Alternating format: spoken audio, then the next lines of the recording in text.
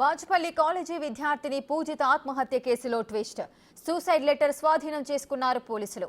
అనుమానాస్పద మృతిగా తొలుత గుర్తించామని, పూజిత ఆత్మహత్య చేసుకున్నట్టు ప్రిన్సిపల్ సమాచారం ఇచ్చారని, పూజిత లెటర్ నోట్బుక్ స్వాధీనం చేసుకున్నామని, ఆ లెటర్లో ఆమె వ్యక్తిగత విషయాలు చాలానే గుర్తించామని, కుటుంబ సభ్యుల ఫిర్యాదుతో కేసు నమోదు చేశామని, కాలేజీ యాజమాన్యం వేధింపులే పూజిత ఆత్మహత్యకు ప్రధాన కారణమని తేలితే కఠిన చర్యలు తప్పవని అంటున్న బాచుపల్లి సీఐతో మా ప్రతినిధి సాగర్ ఫేస్ టు ఫేస్.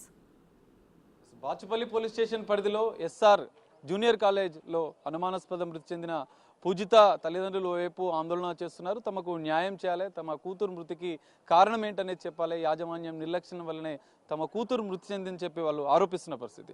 ఈ నేపథ్యంలో పోలీసులు ఏమంటున్నారు అనేది మనం తెలుసుకుందాం. ప్రస్తుతం మనతో పాటు బాచుపల్లి సీఐ ఉన్నారు, వారిని అడిగి మరిన్ని విషయాలు తెలుసుకునే ప్రయత్నం చేద్దాం. సార్ చెప్పండి, అసలు ఏం జరిగింది? తల్లిదండ్రుల వైపు ఆందోళన చేస్తున్నారు ఉదయం నుంచి.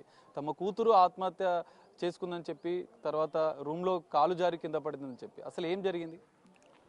మనకి మమతా మెడికల్ కాలేజ్ నుంచి ఎమ్మెల్సీ వచ్చింది. మెడికో లీగల్ కేసు కింద బ్రాడ్ డెడ్ అయినట్టు మనకి ఎమ్మెల్సీ వచ్చింది. ఎమ్మెల్సీ వస్తే మన స్టాఫ్ వెళ్ళారు, అక్కడ కన్ఫర్మ్ చేసుకొని అక్కడి నుంచి బాడీని గాంధీకి షిఫ్ట్ చేయడం జరిగింది. సో మన పేరెంట్స్ కూడా ఇన్ఫర్మేషన్ ఇచ్చాము. తర్వాత కాలేజ్ మేనేజ్మెంట్ కూడా వచ్చారు. వచ్చి మనం సీన్ విజిట్ చేస్తే అందులో కొన్ని సూసైడ్ నోట్స్ కూడా లభించాయి. అందులో she have written about her personal life and all. తర్వాత